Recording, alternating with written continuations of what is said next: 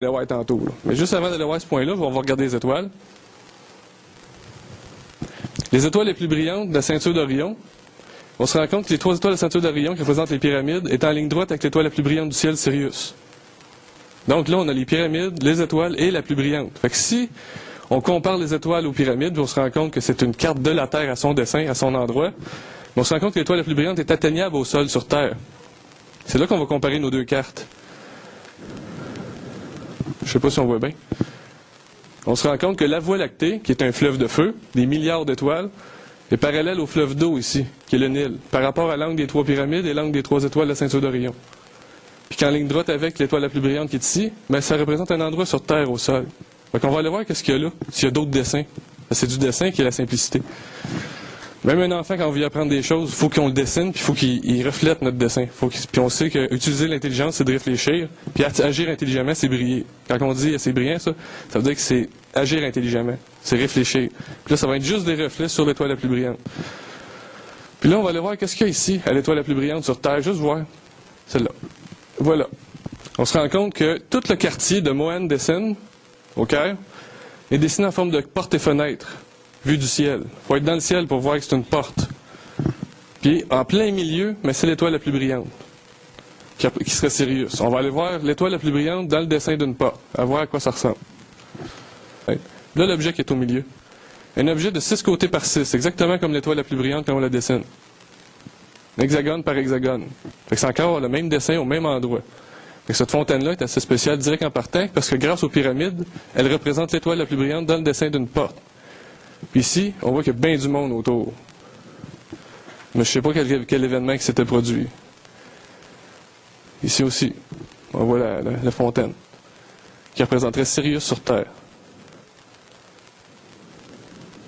Il y a même l'épaisseur du cadrage qui est identique. Regardez l'épaisseur du cadrage. Ici, là. On voit que c'est une ligne là, puis une ligne ici. Là. Il y a une épaisseur. Exactement la même chose. L'étoile est à la même place. Ça, c'est une église qui date de celle de Berthierville, qui date d'au moins 300 ans, minimum. Fait que c'est une architecture religieuse très vieille. Puis on sait que la religion prône l'étoile la plus brillante par les rois. Puis l'endroit de l'Égypte est très mentionné dans toutes les religions. Fait que là, ça devient intéressant. C'est là qu'on va aller au fond des choses.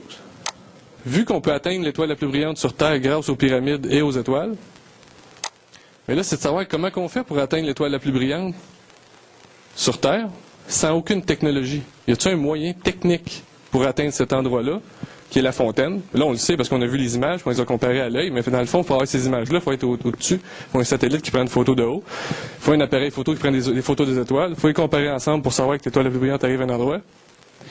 Mais si on n'a pas des photos, on n'a rien, on a que notre peau, on arrive en Égypte. Comment on fait pour atteindre l'étoile la plus brillante? Y a-t-il un moyen? C'est là que la technologie devient une découverte. Ça serait la nébuleuse M42 qui est ici, qui serait le plus grand secret technologique qui soit, en tout cas, à mon avis. Vous donnerez votre opinion après.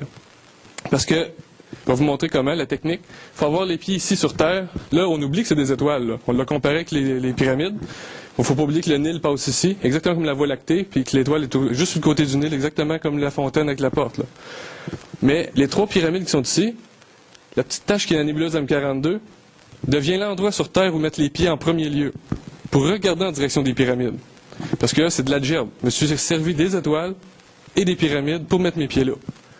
Fait que je vais attendre, à partir de là, que les étoiles se coïncident avec les pyramides, visuellement. Je vais vous montrer, pour voir si on peut atteindre l'étoile la plus brillante par les étoiles.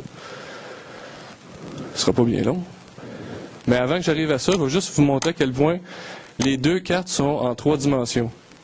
Mais, comme je peux dire, c'est dur à dire comme ça, mais il faut le montrer.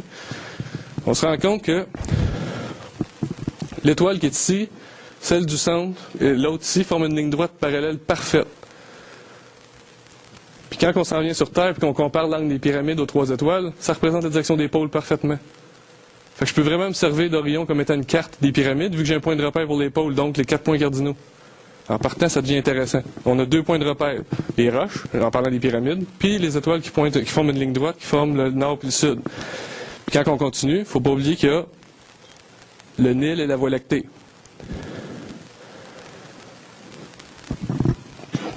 Le Nil, la Voie lactée. Puis on voit très bien que c'est tout proche. Exactement pareil. on se rend compte tout de suite que c'est très proche, puis que c'est très probable, vu qu'il y a une porte de dessinée là, puis il y a un objet à 6 côtés par 6, pile à la bonne place. Puis c'est grâce au dessin. Quand j'ai dessiné les chiffres en géométrie, c'est ça qui m'amène à ça, là. Il y a 15 km entre les pyramides. Ben, entre 13 et 15, d'ici à là. Fait que avec la technologie, on peut arriver à le retracer, mais sans ça, c'est la nébuleuse ici. C'est ici qu'on va aller mettre nos pieds sur Terre, juste ici. On va aller voir qui est là. Qu'est-ce qu'il y a là? Parce qu'à partir de là, on regarde en direction des pyramides, puis on attend que les étoiles s'entreposent ensemble. Fait que là, toutes les autres étoiles se positionnent intelligemment pour indiquer le sol, puis ils indiquent l'emplacement parfait de l'étoile. Il va falloir les pieds là avant tout. Puis le point de repère est bien indiqué. Je vais vous montrer exactement le détail, tranquillement, pas vite. C'est la superposition des 3 pyramides avec le baudrier d'Orion, les 3. Oui, pour connaître l'emplacement de la nébuleuse sur Terre. Cette fameuse nébuleuse-là. C'est la grande nébuleuse d'Orion. OK. Ça s'appelle la grande nébuleuse d'Orion, que tu appelles la NGC 1976. C'est le nom scientifique qui a été donné à la nébuleuse. OK. Je ne sais pas, mais là, ça n'a plus rapport, parce que c'est ça le dessin de la Terre. Là, ça devient l'endroit où mettre les pieds, vu que c'est l'endroit lumineux le plus près des 3. C'est l'endroit le retraçable le plus près. C'est plus facile. Ça marche, Gilles? Au début, je n'étais pas sûr, mais on va aller vérifier si c'est vraiment un endroit important par rapport à ça, parce que c'est l'endroit le plus facile à atteindre, vu qu'on le voit qu'il est tout de suite bien proche puis brillant. Puis c'est assez impressionnant. C'est là que j'arrive à un petit bout qu'il faut que je dessine tantôt pour montrer les détails techniques, qui devient, à mon avis, une découverte technologique. Puis une technologie, c'est une technique intelligente, une technique logique. Ça veut dire que tout ce qui est logique doit être nécessairement à dessin.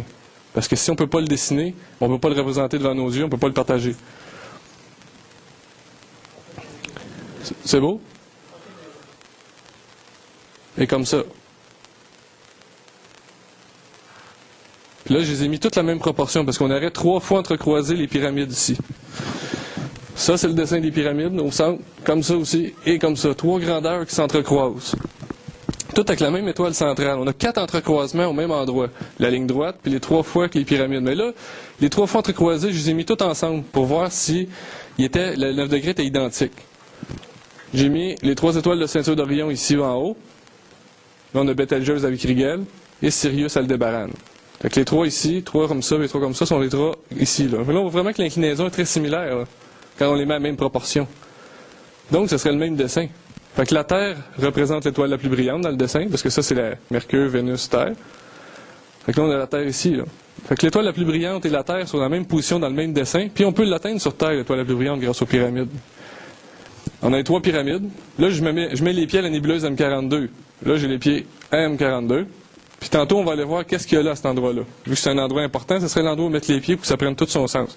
Les étoiles d'Orion, toutes les nuits de décembre, entre le 20 et le 31 décembre, arrivent très précisément comme ça. Toutes les nuits, ils passent comme ça.